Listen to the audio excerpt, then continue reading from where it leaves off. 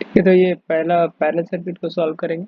इसमें यहाँ 10 वोल्ट का सप्लाई है, डीसी सप्लाई है। यहाँ इसके पैरेलल में एक 2 ओम है और एक 10 ओम का रेजिस्टेंस है। तो चलते हैं इसका सोल्यूशन देखते हैं कैसे इसको सॉल्व करेंगे। हाँ, सॉल्व करने से पहले देख लेते हैं हम लोग अप्रोच क्या यूज़ करेंगे। जैसे कि पहले से जो हम अप्रोच यूज़ करें वही करेंगे। पहले देखेंगे क्वेश्चन किस टाइप का, वो सीरीज है या पैरेलल है या उसमें बोथ है। या फिर सेकंड देखेंगे कि फिर उसमें पहले हमें क्या कैलकुलेट करना है। थर्ड क्वेश्चन सॉल्व करेंगे। फोर्थ उसका ये सिमुलेटेड सिमुलेशन देख लेंगे। और फिफ्थ देख लेंगे क्या क्या कंक्लूजन है वो रिमेंबर करने के लिए। तो एक्चुअली ये सर्किट हमारा दिया हुआ है जिसमें 10 वोल्ट का सप्लाई है और ये 2 ओम का रेजिस्टेंस और ये 10 ओम का रेजिस्टेंस है। पहले ये सर्किट पैरेलल है वो कैसे पता करेंगे। तो पैरेलल के लिए सिंपल कंडीशन है कि जो भी एलिमेंट है उस एलिमेंट का स्टार्टिंग पॉइंट और दूसरा एलिमेंट का स्टार्टिंग पॉइंट दोनों सेम होना चाहिए। तो ये पॉइंट इसका स्टार्टिंग है और इसका भी ये स्टार्टिंग पॉइंट ये है, ये दोनों सेम कॉमन कॉमन है ये। तो स्टार्टिंग एंड दोनों का सेम है। उसी तरह एंडिंग एंड भी देखेंगे तो इसका ये लास्ट है और इसका ये लास्ट है, तो ये दोनों सेम पॉइंट है। तो इसका स्टार्टिंग और एंडिंग दोनों सेम है, तो इसलिए ये दोनों पैरेलल में। तो सर्किट अगर पैरेलल में होता है तो उसके अक्रॉस जो वोल्टेज होता है वो सेम होता है। ठीक है, तो वो कैसे होता है वो हम लोग देख लेते हैं। तो इस सर्किट में सबसे पहले हम वोल्टेज देखें तो वोल्टेज क्या हो रहा है। यहाँ पे ये 10 वोल्ट को भी देखें तो 10 वोल्ट के स्टार्टिंग एंड और लास्ट एंड दोनों इस एलिमेंट और इस एलिमेंट के पैरेलल में है। तो मतलब ये तीनों एलिमेंट आपस में पैरेलल में है। ठीक है, तो 10 वोल्ट 2 ओम के अक्रॉस अपीयर हो रहा है, 10 ओम के अक्रॉस अपीयर हो रहा है।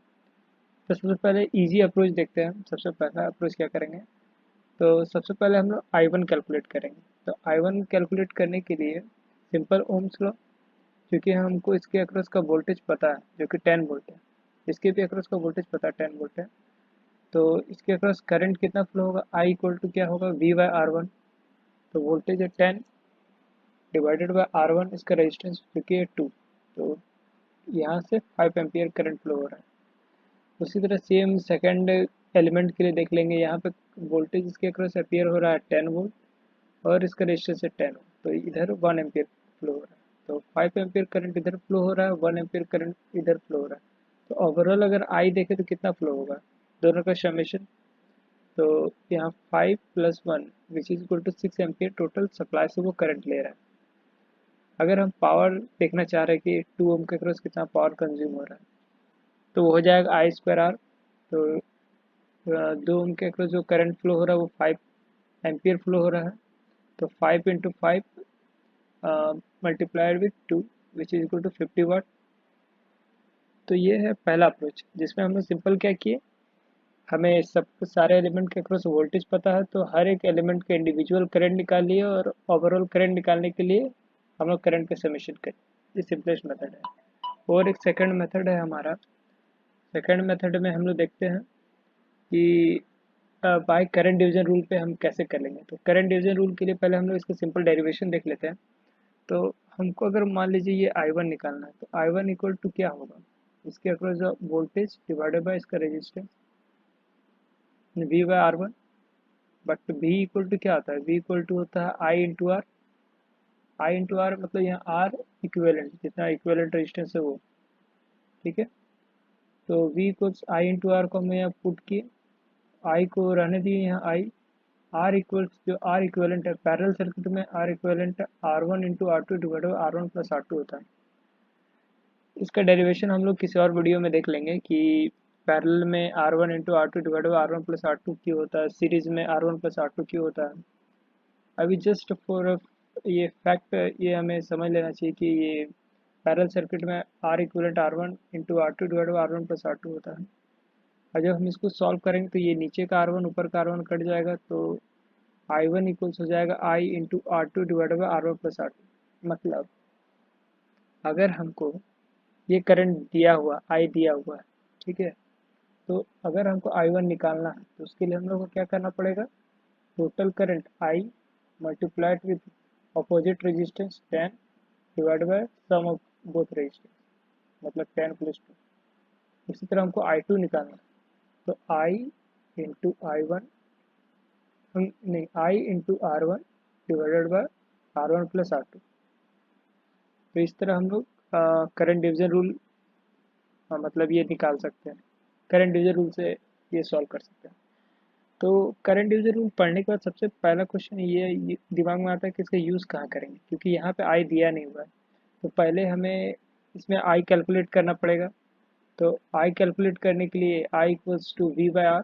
इस सर्किट में अगर हमें आई डायरेक्टली कैलकुलेट करना है तो I equals V by R करना पड़ेगा। और आर हमारा क्या ओवरऑल आर इक्वेलेंट पहले निकालना पड़ेगा। तो आर इक्वेलेंट के लिए R1 R2 divide by R1 plus R2।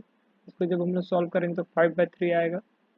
और फिर हम लोग ओवरऑल आई निकालना है, तो I equals V by are. तो इसको कैलकुलेट करेंगे तो 6 एम्पियर आएगा। तो हमें आई पता चल गया 6 एम्पियर है ये। उसके फिर हमको I1 निकालना है, ये करंट। तो करंट डिवीजन रूल से हम निकाल सकते हैं which is equal to I into R2 divide by R1 plus R2। तो आई 6 एम्पियर है जो कि दिया हुआ है, multiplied with opposite resistance 10 divide by sum of both resistance, तो 5 एम्पियर। तो ये पहला क्वेश्चन दिमाग में ये आता है कि इस करंट डिवीजन रूल का यूज़ कहाँ पे है, क्योंकि ये हमारे क्वेश्चन को और कॉम्प्लेक्स बना रहा है। पहले हम लोग सिंपल इंडिविजुअल I1 I2 निकाल ले रहे थे और फिर ओवरऑल करंट निकाल ले रहे थे। अभी हम लोग ओवरऑल करंट पहले निकाल ले रहे हैं, उससे फिर I1 I2 निकाल रहे हैं। तो करंट डिवीजन रूल का यूज़ उस जगह पे ज़्यादा बढ़िया होता है जहाँ पे यहाँ पे करंट या वोल्टेज सोर्स ना हो के करंट सोर्स दिया हो, तो उस समय हम लोग बाकी सारे करंट तुरंत निकाल सकते हैं। उस समय हम लोग का ये ज़्यादा यूज़ होता है। और इसका यूज़ उस जगह भी ज़्यादा होता है जहाँ पे सिर्फ पैरेलल सर्किट या सीरीज सर्किट ना हो, मतलब जहाँ सीरीज पैरेलल सर्किट हो उस जगह पे हम लोग करंट डिवीजन रूल का ज़्यादा यूज़ करेंगे। जिस तरह अपकमिंग वीडियोज़ में हम लोग करंट डिवीजन रूल ज़्यादा यूज़ करेंगे। ठीक है, तो अब कंक्लूजन्स देख लेते हैं क्या करना है। अगर पैरेलल सर्किट दिया है तो सबसे पहले दिमाग में ये रखना है कि पैरेलल में वोल्टेज कॉमन होता है, तो पहले कॉमन वोल्टेज को देखना है। और अगर हम लोग को कॉमन वोल्टेज पता चल गया तो हम लोग सर्किट में कुछ भी निकाल सकते हैं, क्योंकि अगर किसी भी एलिमेंट के अक्रॉस वोल्टेज पता चल गया तो हम आराम से करंट कैलकुलेट कर सकते हैं और बाकी सारी चीज़ निकाल सकते हैं। तब चलिए सिमुलेशन में देखते हैं कि हमारा जो रिजल्ट है वो सही है कि नहीं। ठीक है, तो यही हमारा सर्किट था जिसमें एक 10 वोल्ट का सप्लाई था, 2 ओम का रेजिस्टेंस था और ये 10 ओम का रेजिस्टेंस। तो हम जब इसको प्ले कर रहे हैं तो हम देख सकते हैं कि एक में 5 एम्पियर फ्लो हो रहा है, दूसरे में 1 एम्पियर फ्लो हो रहा है, और दोनों का सम 5 प्लस 1 का सम या 6 एम्पियर फ्लो इस सर्किट में फ्लो हो रहा है। तो I1 5 एम्पियर है, I2 10 एम्पियर है और टोटल I 6 एम्पियर। ठीक है, और अगर हम वोल्टेज देखें तो वोल्टेज हर एक एलिमेंट के अक्रॉस हम देखें तो सेम है। तो सिंपल वोल्ट मीटर से चेक कर सकते हैं कितना वोल्टेज है। तो अगर हम वोल्टेज देखें तो यहाँ पे